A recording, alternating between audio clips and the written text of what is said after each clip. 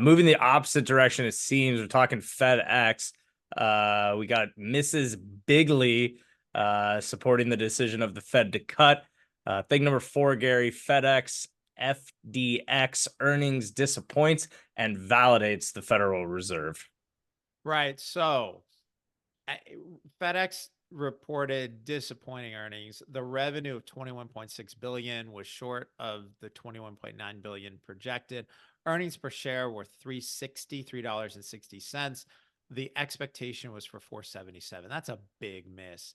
Management talked about a mix shift. They talked about reduced demand for priority services. They revised guidance. They lowered the high end of guidance, both on the revenue side and the earnings side.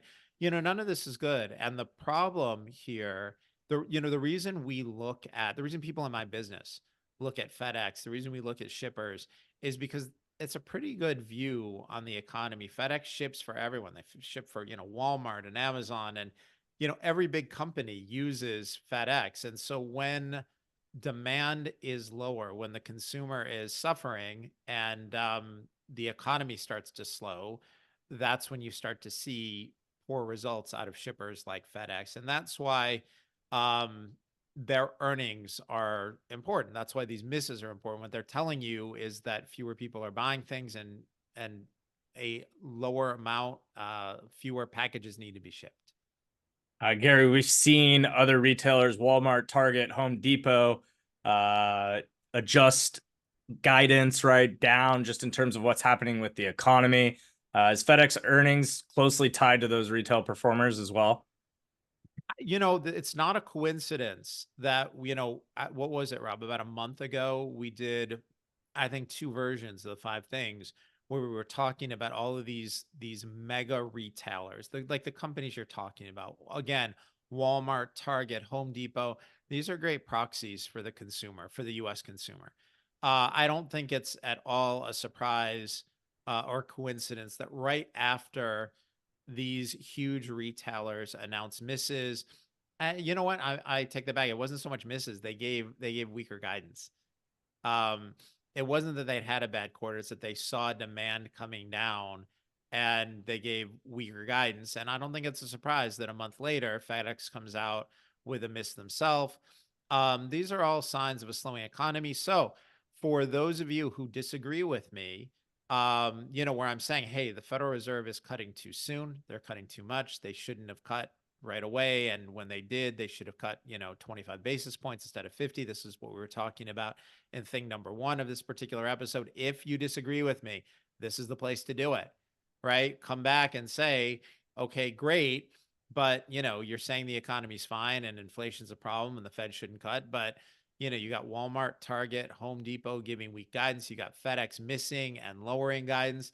All of these are signs for a, weaker consumer. I fully acknowledge these are tough calls to make. And, while I believe the Federal Reserve made the wrong call on this one, it's not that anybody's crazy here. There are lots of smart people who look at the data and can come to different conclusions, and that's all that's happened here. But, for the people who disagree with me, this would support your point of view on it. And, this would be the weak point of my argument that the Fed cut too soon. Like I said, these are complicated issues, and you have, lots of smart people looking at lots of valuable data, coming to different conclusions. And that's all right. That's a normal thing in the market.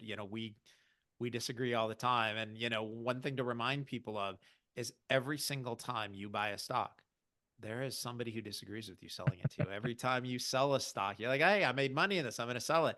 There's somebody on the other side of that trade buying it who disagrees with you. And so, one of the really interesting things about doing what we do for a living is you just get really comfortable with the fact that there are lots of really good, smart people who disagree with you every single day. Every time I'm buying, someone's selling. Every time I sell, someone's buying. So, it's all right. We live in this world where disagreement is normal. And, the most valuable thing that I have in my life and in my business are some really smart people who are, great investors and other hedge fund managers who disagree with me on a regular basis. Nobody gets upset. We call each other, we discuss, we debate, we share information. We we will give each other, hey, I just got off this call. This is what I found out. I just modeled this out. This is what I've discovered. And you always want to talk to the people who disagree with you, and we're happy to do it. So it's, it's kind of a quirky part of the world where we're just very comfortable and happy to talk to the people who disagree with us. And that's where we are on this point. One of the things that stood out to me, Gary, when we first met was you told me, how would you feel, Rob, if I was the other one on the other side of your trade, right? So we talk about maybe inexperienced investors, right? Or not professional investors, right? And I said, well, that probably would not make me feel pretty good, Gary, if you were the one disagreeing with the amount of time that Deep Knowledge spends researching these positions and making these calls. But I think that's where the true value lies as well. For subscribers is, Gary and your team, the amount of time you're spending on these positions, researching them, understanding the macro environment and its implication to a lot of these positions that Deep Knowledge is taking up as a recommendation for our subscribers. Thanks, Rob. I appreciate it. Um, I appreciate that. The other thing that we do, though, that I think has huge value is when I hear that there's, somebody else who I respect or who's smart, who's done a lot of work on something, and they disagree with me, my first reaction isn't to get upset, it's to call them and say, hey, I see that you're long this, I'm short it, or you're short this, I'm long it. I'd love to talk to you. And, you'd be amazed. They don't get angry. They don't get upset. They're like, yeah, let's talk about it. And it's in trying to understand the other side and figuring out, are you missing anything, or is someone else missing something? Where's the error in this?